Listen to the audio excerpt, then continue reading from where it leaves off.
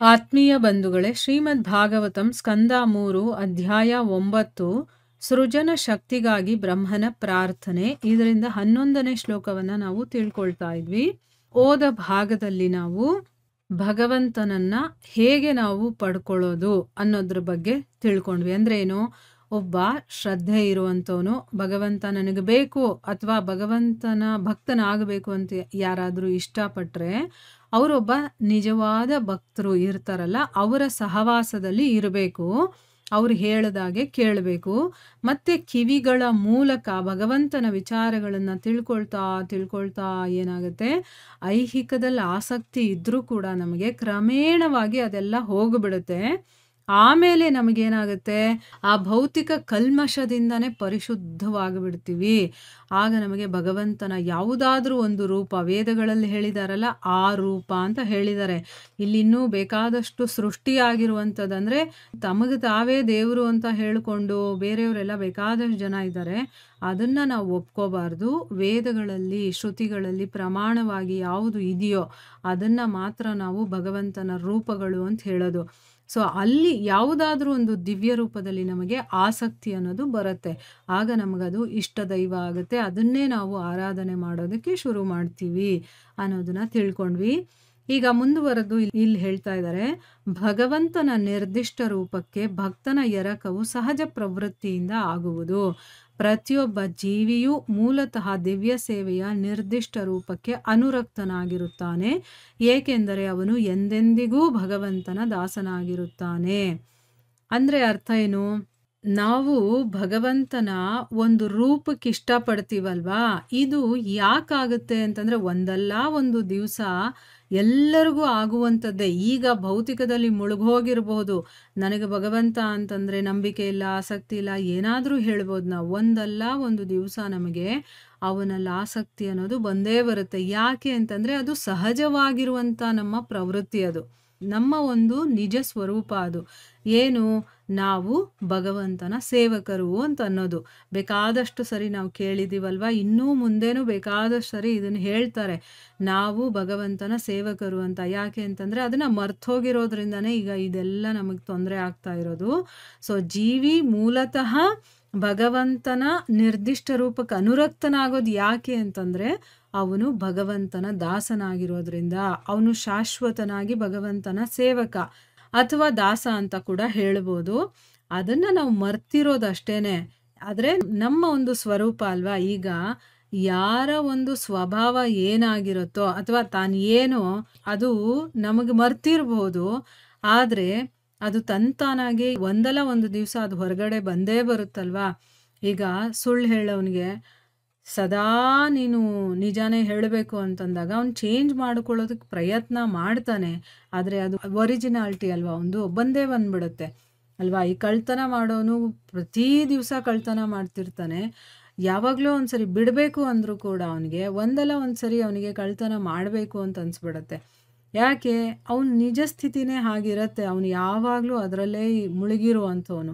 ಆ ರೀತಿ ನಾವು ಭಗವಂತನ ದಾಸರು ಅನ್ನೋದು ನಮ್ಮ ನಿಜ ಸ್ಥಿತಿ. ಅದು ಈಗ ಸ್ವಲ್ಪ ಮರ್ತೋಗಿದ್ದೀವಿ ನಾವು. ಅದರಿಂದ ಏನಾಗುತ್ತೆ, ಆಟೋಮೆಟಿಕ್ ಆಗಿ ನಮಗೆ ಭಗವಂತನ ಕಡೆಗೆ ಆ ಸಹಜವಾದಂತಹ ಒಂದು ಅಟ್ರಾಕ್ಷನ್ ಅನ್ನೋದು ಏನಿರುತ್ತೋ ಅದು ಬಂದೇ ಬರುತ್ತೆ. ನಾನು ಭಗವಂತನಿಗೆ ಸೇವೆ ಮಾಡಬೇಕು ಅನ್ನೋದು ನಮಗೆ ಬಂದೇ ಬರುತ್ತೆ.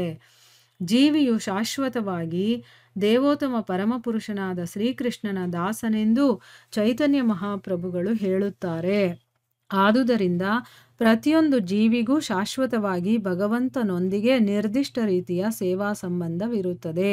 ಈ ನಿರ್ದಿಷ್ಟ ರೀತಿಯ ಹೊಂದಿಕೆಯು ಭಗವಂತನಿಗೆ ಕ್ರಮಬದ್ಧವಾಗಿ ಭಕ್ತಿ ಸೇವೆ ಸಲ್ಲಿಸುವ ಅಭ್ಯಾಸದಿಂದ ಆವಾಹಿತವಾಗುತ್ತದೆ ಮತ್ತು ಈ ರೀತಿಯಾಗಿ ಈ ಮೊದಲೇ ಶಾಶ್ವತವಾಗಿ ಅನುರಕ್ತನಾದವನಂತೆ ಭಕ್ತನು ಭಗವಂತನ ಶಾಶ್ವತ ರೂಪದಲ್ಲಿ ಅನುರಕ್ತನಾಗುತ್ತಾನೆ. ಭಗವಂತನ ನಿರ್ದಿಷ್ಟ ರೂಪದಲ್ಲಿ ಈ ಬಗೆಯ ಅನುರಕ್ತಿಯನ್ನು ಸ್ವರೂಪ ಸಿದ್ಧಿ ಎಂದು ಕರೆಯಲಾಗಿದೆ.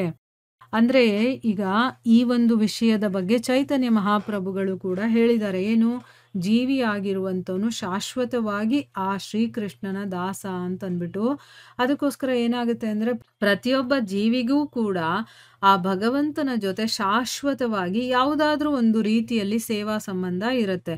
ಆ ಭಗವಂತನಿಗೆ ತಾಯಿಯಾಗಿ, ಮಗುವಾಗಿ, ಗಂಡನಾಗಿ, ಸ್ನೇಹಿತನಾಗಿ, ಪ್ರೀತಿಸೋನಾಗಿ, ಹೇಗೋ ಒಂದು ರೀತಿಯಲ್ಲಿ ನಮಗೂ ಭಗವಂತನಿಗೂ ಒಂದು ಸಂಬಂಧ ಅನ್ನೋದು ಇರುತ್ತೆ.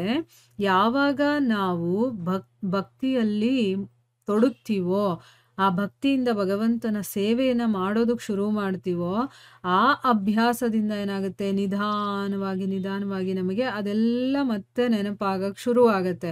ಸೊ ಆಟೋಮೆಟಿಕ್ಕಾಗಿ ನಮಗೆ ಭಗವಂತನಲ್ಲಿ ಒಂದು ಅಟ್ರಾಕ್ಷನ್ನು, ಆಮೇಲೆ ಅವನಿಗೆ ಸೇವೆ ಮಾಡಬೇಕು, ಅವನಿಗೆ ಇದು ಮಾಡಬೇಕು, ಅದು ಮಾಡಬೇಕು, ಈ ರೀತಿ ನಮಗೆ ಅದು ಹೇಗೆ ಅಂತಂದರೆ, ಎಷ್ಟೋ ವರ್ಷಗಳಿಂದ ನಾನು ಅವನು ಪ್ರೀತಿಸ್ತಾ ಇದ್ದೀವೇನೋ, ಎಷ್ಟೋ ವರ್ಷಗಳಿಂದ ನಾನು ಈ ಸೇವೆಯನ್ನು ಮಾಡ್ತಾ ಇದ್ದೀನೇನೋ ಅನ್ನೋ ಮಟ್ಟಿಗೆ ನಾವು ಅವನನ್ನು ಸೇವಿಸೋದಕ್ಕೆ ಶುರು ಮಾಡ್ತೀವಿ.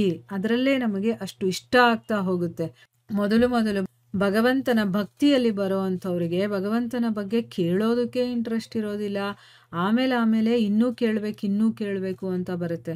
ಮೊದಲು 3:30-4 ಗಂಟೆಗೆದ್ದು ಭಗವಂತನಿಗೆ ಆರತಿ ಮಾಡಬೇಕಾ, 4 ಗಂಟೆಗೂ ಬೇಡ, 6 ಗಂಟೆ ಮೇಲಾದರೂ ಯಾವಾಗಾದರೂ ಬೆಳಗ್ಗೆ ಹೊತ್ತು ಭಗವಂತನಿಗೆ ಒಂದು ದೀಪ ಹಚ್ಚಿ ನೈವೇದ್ಯ ಮಾಡಿ ಪೂಜೆ ಮಾಡಬೇಕು ಅಂತಂದರೆ, ಅಯ್ಯೋ ಇವತ್ತು ಮಾಡಬೇಕಾ ಅಂತ ಅನಿಸುತ್ತೆ ಸ್ಟಾರ್ಟಿಂಗಲ್ಲಿ.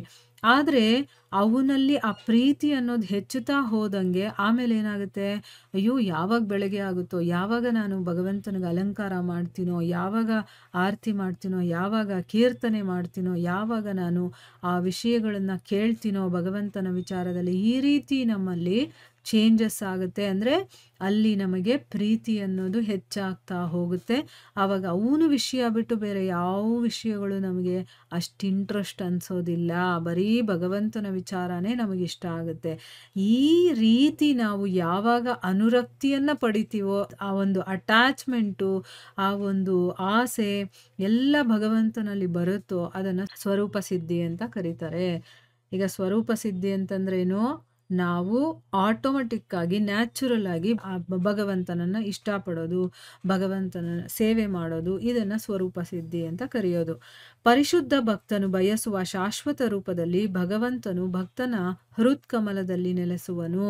ಮತ್ತು ಹೀಗೆ ಹಿಂದಿನ ಶ್ಲೋಕದಲ್ಲಿ ದೃಢಪಡಿಸಿರುವಂತೆ ಭಗವಂತನು ಭಕ್ತನಿಂದ ದೂರವಾಗುವುದಿಲ್ಲ. ಹೇಗಿದ್ದರೂ ಭಗವಂತನು ಆಕಸ್ಮಿಕ ಇಲ್ಲವೇ ಅನಧಿಕೃತ ಆರಾಧಕನಿಗೆ ತಾನು ಪ್ರಕಟಗೊಳ್ಳುವುದಿಲ್ಲ. ಇದು ಭಗವದ್ಗೀತೆಯಲ್ಲಿ ದೃಢಪಟ್ಟಿರುತ್ತದೆ. ಅಂದರೆ ಯಾರು ಪರಿಶುದ್ಧ ಭಕ್ತನಾಗಿರ್ತಾನೋ ಅವನು ಯಾವ ರೀತಿ ಇಷ್ಟಪಡ್ತಾನೋ ಆ ರೂಪದಲ್ಲೇ ಭಗವಂತ ಆ ಭಕ್ತನ ಹೃದಯದಲ್ಲಿ ಬಂದು ನೆಲೆಸ್ತಾನೆ ಅಂತ ಹೇಳಿದ್ದಾರೆ. ಅವನಿಗೇನು ರೂಪ ಇಷ್ಟನೋ ಆ ರೂಪದಲ್ಲಿ ಬರ್ತಾನೆ, ಅದು ಶಾಶ್ವತವಾಗಿ ಇರ್ತಾನವನು. ಅಂದರೆ ಹಿಂದಿನ ಶ್ಲೋಕದಲ್ಲೇ ಹೇಳಿದ್ದಾರೆ, ಒಂದು ಸರಿ ಭಗವಂತ ಭಕ್ತರಿಗೆ ಹತ್ರ ಆಗ್ಬಿಟ್ಟ ಅಂತಂದರೆ ಅವನು ಆ ಭಕ್ತನಿಂದ ದೂರನೇ ಆಗೋದಿಲ್ಲ. ಯಾಕಂದರೆ ಅವನ ಹೃದಯದಲ್ಲಿ ಸದಾ ಇರ್ತಾನವನು. ಈಗ ಯಾರು ಭಗವಂತನ ಭಕ್ತರು ಅಲ್ಲದೆ ಇರ್ತಾರೋ ಅವರಿಗೆ ಭಗವಂತ ಅದು ಯಾವುದೂ ಇಷ್ಟ ಇರೋದಿಲ್ವೋ, ಅವರು ಮುಂದೆ ತಾನು ಪ್ರಕಟಗೊಳ್ಳೋದೇ ಇಲ್ಲ. ಅವರು ಮುಂದೆ ನಿಂತಿದ್ರು ಅವರಿಗೆ ಅವನು ಭಗವಂತ ಅಂತ ಅನ್ಸೋದೇ ಇಲ್ಲ. ಅವನು ಇವರು ಮುಂದೆ ನಾನು ಭಗವಂತನ ಹಾಗೆ ಕಾಣಿಸ್ಕೊಳ್ಬೇಕು ಅಂದಾಗ ಮಾತ್ರನೇ ಕಾಣಿಸ್ಕೊಳ್ಳೋದಕ್ಕಾಗೋದು. ನಮ್ಮ ಇಚ್ಛೆ ಪ್ರಕಾರ ನಡೆಯೋದಿಲ್ಲ, ಅದು ಭಗವಂತನ ಇಷ್ಟ. ಅವನು ಬೇಕಾದರೆ ತನ್ನನ್ನು ತಾನು ತೋರಿಸ್ಕೊಳ್ಬಹುದು, ಇಲ್ಲದೆ ಇದ್ದರೆ ಒಂದು ನಾಯಿ ಥರ ಬಂದು ಹೋಗ್ತಾನೆ ನೋಡಿ ಭಗವಂತ. ಕನಕದಾಸರ ಒಂದು ಚರಿತ್ರೆಯಲ್ಲಿ ಬರುತ್ತಲ್ವಾ, ನಾರಾಯಣನನ್ನು ತೋರಿಸು ಅಂತ ಹೇಳ್ತಾರೆ. ಎಲ್ಲರೂ ಕೂಡ ಹೇಳಿದಾಗ ಕನಕದಾಸರು ಆಯಿತು ಅಂತಾರೆ. ಅವರು ಭಗವಂತನ ಒಂದು ಸೇವೆಯಲ್ಲಿ ತೊಡಗಿದ್ದಾಗ ನಾಯಿಯ ರೂಪದಲ್ಲಿ ಭಗವಂತ ಬರ್ತಾನೆ. ಆದರೆ ಎಲ್ಲರೂ ಓಡಿಸ್ತಾರೆ. ಯಾಕೆ? ಅವರ ಕಣ್ಣುಗಳಿಗೆ ಅವನು ಕಾಣಿಸ್ಕೊಳ್ಳಿಲ್ಲ, ಅವನಿಗೆ ಇಷ್ಟ ಆಗಲಿಲ್ಲ ಕಾಣಿಸ್ಕೊಳ್ಳೋದಕ್ಕೆ. ಯಾಕಂದರೆ ಆ ಯೋಗ್ಯತೆ ಅವ್ರಿಗೆ ಇಲ್ವಲ್ಲ, ನೋಡೋ ಯೋಗ್ಯತೆ. ಆದರೆ ಕನಕದಾಸರಿಗೆ ಮಾತ್ರ ಕಾಣಿಸ್ಕೊಳ್ತಾನೆ ಅವನು ಅಲ್ವಾ. ಅದೇ ರೀತಿ ಇಲ್ಲಿ ಯಾರು ಭಕ್ತರು ಅಲ್ಲದೆ ಇರ್ತಾರೋ ಅವ್ರಿಗೆ ಕಾಣಿಸ್ಕೊಳ್ಳೋದೇ ಇಲ್ಲ. ಇದನ್ನು ಭಗವದ್ಗೀತೆಯಲ್ಲಿ ಕೂಡ ಭಗವಂತ ಹೇಳಿದ್ದಾನೆ. 7ನೇ ಅಧ್ಯಾಯದಲ್ಲಿ 25ನೇ ಶ್ಲೋಕ. ಯಾವುದು ಆ ಶ್ಲೋಕ ಅಂತಂದರೆ, ನಾಹಂ ಪ್ರಕಾಶ ಸರ್ವಸ್ಯ ಯೋಗ ಮಾಯಾ ಸಮಾವೃತ ಅನ್ನುವಂಥ ಒಂದು ಶ್ಲೋಕ ಇದೆಯಲ್ಲ, ಅದರಲ್ಲಿ ಹೇಳಿದ್ದಾನೆ, ಏನು ಅಂತಂದ್ರೆ ಮೂಢರಿಗೆ, ಬುದ್ಧಿಹೀನರಿಗೆ ನಾನು ಕಾಣಿಸ್ಕೊಳ್ಳೋದಿಲ್ಲ. ಅವರ ಮಟ್ಟಿಗೆ ನಾನು ಅಂತರಂಗ ಶಕ್ತಿಯಿಂದ ಆವೃತನಾಗಿರ್ತೀನಿ. ಆದರೆ ನನಗೆ ಹುಟ್ಟು ಇಲ್ಲ, ನಾನು ಅವ್ಯಯ ಅಂತ ಅವ್ರಿಗೆ ಗೊತ್ತಿಲ್ಲ. ನಾನು ಹುಟ್ಟು, ಸಾವು ಇದರಲ್ಲೆಲ್ಲ ಬರುವಂಥವನಲ್ಲ. ಆದರೆ ಅವ್ರಿಗಿದೆಲ್ಲ ಗೊತ್ತಿಲ್ಲ ಅಂತಂದ್ಬಿಟ್ಟು ಹೇಳಿದ್ದಾನೆ. ನಿಜ ಹೇಳುವುದಾದರೆ ಯೋಗಮಾಯೆಯಿಂದ ಭಗವಂತನು ತಮ್ಮ ಇಂದ್ರಿಯ ತುಷ್ಟಿಯನ್ನು ಪೂರೈಸತಕ್ಕ ಭಕ್ತರಲ್ಲದವರಿಗೆ ಅಥವಾ ಆಕಸ್ಮಿಕ ಭಕ್ತರಿಗೆ ಕಾಣದ ಹಾಗೆ ಇರುತ್ತಾನೆ. ವಿಶ್ವ ವ್ಯವಹಾರದಲ್ಲಿ ನಿಯುಕ್ತರಾದ ದೇವತೆಗಳನ್ನು ಆರಾಧಿಸತಕ್ಕ ಮಿಥ್ಯಾ ಭಕ್ತರಿಗೆ ಭಗವಂತನು ಎಂದೂ ಕಾಣಿಸನು. ತಾತ್ಪರ್ಯವೇನೆಂದರೆ ಭಗವಂತನು ಮಿಥ್ಯಾ ಭಕ್ತನ ಆಜ್ಞೆಯಂತೆ ಇಷ್ಟವನ್ನು ಒದಗಿಸುವವನಾಗಲಾರನು. ಆದರೆ ಅವನು ಭೌತಿಕವಾದ ಎಲ್ಲ ಛಾಯೆಗಳಿಂದ ಮುಕ್ತನಾಗಿರುವಂತಹ ಪರಿಶುದ್ಧನಾದ ಮತ್ತು ನಿಬಂಧನೆಗಳನ್ನು ಹಾಕದ ಭಕ್ತನ ಇಚ್ಛೆಗಳಿಗೆ ಸ್ಪಂದಿಸಲು ಸಿದ್ಧನಾಗಿರುತ್ತಾನೆ. ಇಲ್ಲಿ ಏನು ಹೇಳ್ತಾ ಇದ್ದಾರೆ ಅಂತಂದ್ರೆ, ಯಾರು ಬರೀ ಇಂದ್ರಿಯಗಳ ಒಂದು ತೃಪ್ತಿಯನ್ನ ಪಡ್ಕೊಳ್ಳೋದ್ರಲ್ಲೇ ತೊಡಗಿರ್ತಾರೋ ಅಂತ ಭಕ್ತರಿಗೆ ಅವನು ಕಾಣಿಸ್ಕೊಳ್ಳೋದಿಲ್ಲ. ಆದ್ರೆ ಯಾರು ಈ ಒಂದು ಜಗತ್ತಿನ ವ್ಯವಹಾರದಲ್ಲಿ, ಅಂದ್ರೆ ಈಗ ಈ ಒಂದು ಜಗತ್ತಿನ ಪಾಲನೆ ಪೋಷಣೆ, ಇಲ್ಲಿ ಬೇಕಾಗಿರೋದು ಬೇಡದೇ ಇರೋದು ಎಲ್ಲವನ್ನ ನೋಡ್ಕೊಳ್ಳುವಂಥವ್ರು, ವ್ಯವಹಾರಗಳನ್ನ ನೋಡ್ಕೊಳ್ಳೋರು ಯಾರು? ದೇವತೆಗಳಲ್ವಾ. ಅಂಥ ದೇವತೆಗಳನ್ನ ಯಾರು ಆರಾಧನೆ ಮಾಡ್ತಾರೋ ಅದು ಕೂಡ ಮಿಥ್ಯಾ ಭಕ್ತರು. ಯಾಕೆ ಅಂತಂದ್ರೆ ಅವ್ರ ಮನಸ್ಸಲ್ಲಿ ನಿಜವಾಗ್ಲೂ ಒಂದು ಪ್ರೀತಿಯಿಂದ ಅಥವಾ ಭಕ್ತಿಯಿಂದ ಮಾಡೋದಿಲ್ಲ. ಅವ್ರಿಗೆ ಏನೋ ಒಂದು ಆಸೆಗಳಿರುತ್ತೆ, ಅದನ್ನು ಈಡೇರಿಸ್ಕೊಳ್ಳೋದಕ್ಕೆ ಆಯಾ ದೇವತೆಗಳನ್ನ ಅವರು ಆರಾಧನೆ ಮಾಡ್ತಾರೆ. ಇದನ್ನ ಮಿಥ್ಯಾ ಭಕ್ತರು ಅಂತ ಹೇಳ್ತಾರೆ. ಅಂಥ ಭಕ್ತರಿಗೂ ಕೂಡ ಭಗವಂತ ಕಾಣಿಸ್ಕೊಳ್ಳೋದಿಲ್ಲ. ಅಂದ್ರೆ ಭಗವಂತ ಮಿಥ್ಯಾ ಭಕ್ತ ಏನಾದ್ರೂ ಕೇಳ್ಬಿಟ್ರೆ ಅವನು ಏನ್ ಹೇಳ್ತಾನೋ ಅವನು ಆಜ್ಞೆ ಕೊಟ್ಟಂಗೆ ಅಲ್ವಾ, ಅದರ ತರ ಅವನು ಯಾವತ್ತೂ ನಡ್ಕೊಳ್ಳೋದಿಲ್ಲ. ಆದ್ರೆ ಅವನು ಭೌತಿಕವಾದಂತಹ ಎಲ್ಲಾ ರೀತಿಯ ಒಂದು ಐಹಿಕ ವಿಷಯಗಳಾಗಿರ್ಬೋದು, ವಿಷಯಾಸಕ್ತಿಗಳಾಗಿರಬಹುದು, ವಸ್ತುಗಳಾಗಿರ್ಬೋದು, ವ್ಯಕ್ತಿಗಳಾಗಿರ್ಬೋದು, ಆಮೇಲೆ ಘಟನೆಗಳಾಗಿರ್ಬೋದು, ಏನೇ ಆಗಿರ್ಬೋದು, ಎಲ್ಲ ರೀತಿಯಿಂದಲೂ ಮುಕ್ತನಾಗಿರ್ತಾನಲ್ಲ, ಅಂಥ ಪರಿಶುದ್ಧವಾಗಿರುವಂತಹ ಭಕ್ತ ಇರ್ತಾನಲ್ಲ ಅವನು ಮತ್ತೆ ನಿಬಂಧನೆಗಳನ್ನು ಹಾಕೋದಿಲ್ಲ. ಹೀಗೆ ಮಾಡು, ಹಾಗೆ ಮಾಡು. ಯಾರಾದರೂ ನೋಡಿದ್ದೀರಾ ನೀವು ಭಗವಂತನ ಶುದ್ಧ ಭಕ್ತರು ಭಗವಂತನಿಗೆ ಈ ರೀತಿ ಮಾಡು, ಈ ರೀತಿ ಕೇಳು, ಈ ರೀತಿ ನನಗೆ ಕೊಡು ಅಂತ ಕೇಳ್ಕೊಂಡಿರೋದು? ಇಲ್ಲ ಅಲ್ವಾ. ಅಲ್ಲಿ ನಿಬಂಧನೆಗಳು ಇರೋದಿಲ್ಲ ಅವನು. ಆ ರೀತಿ ಯಾರು ಪರಿಶುದ್ಧನಾಗಿರ್ತಾನೆ ಮತ್ತೆ ಐಹಿಕ ವಿಷಯಗಳಿಂದ ಮುಕ್ತನಾಗಿರ್ತಾನೆ ಮತ್ತೆ ನಿಬಂಧನೆಗಳನ್ನು ಹಾಕೋದಿಲ್ವೋ ಅಂಥ ಭಕ್ತನ ಇಚ್ಛೆಗಳಿಗೆ ಸ್ಪಂದಿಸೋದಕ್ಕೆ ಭಗವಂತ ಸಿದ್ಧನಾಗಿರ್ತಾನೆ.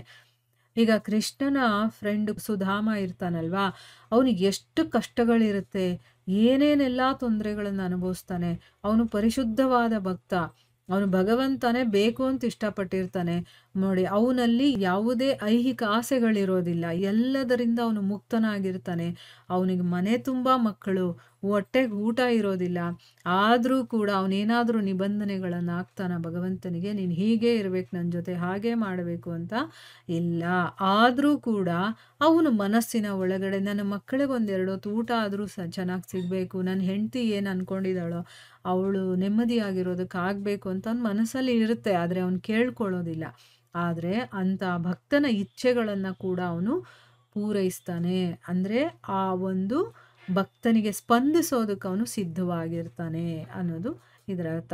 ಬೇಕಾದಷ್ಟು ಜನ ಭಗವಂತನ ಭಕ್ತರು ಇರ್ತಾರಲ್ಲ, ಅವರ ಜೀವನ ಚರಿತ್ರೆಗಳನ್ನು ನೋಡಿದಾಗ, ಅದನ್ನು ಕೇಳಿದಾಗ ನಮಗೆ ಗೊತ್ತಾಗುತ್ತೆ. ಅದರಿಂದ ಇದನ್ನು ನಾವು ಅರ್ಥ ಮಾಡ್ಕೊಳ್ಬೋದು. ಈಗ ಭಗವಂತನ ವಿಚಾರಗಳು ನಮಗೆ ಚೆನ್ನಾಗಿ ಅರ್ಥ ಆಗಬೇಕು ಅಂತಂದರೆ ಅದಕ್ಕೆ ಭಕ್ತರ ಜೀವನ ಚರಿತ್ರೆಗಳಿದೆಯಲ್ಲ ಅದು ತುಂಬ ಹೆಲ್ಪ್ ಆಗುತ್ತೆ ನಮಗೆ. ಅದಕ್ಕೆ ಭಗವಂತನ ಭಕ್ತರ ಚರಿತ್ರೆಗಳನ್ನು ನಾವು ತಿಳ್ಕೊಳ್ಬೇಕು. ಆಗ ಅವ್ರ ಜೀವನದಲ್ಲಿ ಹೇಗೆಲ್ಲ ಅದು ಆಯಿತು ಅನ್ನೋದು ನಾವು ತಿಳ್ಕೊಂಡಾಗ ನಮ್ಮ ಜೀವನದಲ್ಲೂ ಕೂಡ ಆಗೋದನ್ನು ನಾವು ಗಮನಿಸ್ಬೋದು. ಮತ್ತು ಆಗೋದಕ್ಕೆ ಏನು ಮಾಡಬೇಕು ಅನ್ನೋದು ಕೂಡ ನಮಗೆ ಗೊತ್ತಾಗತ್ತೆ. ಇಲ್ಲಿಗೆ ನಾವು ನಿಲ್ಲಿಸೋಣ. ಹರೇ ಕೃಷ್ಣ.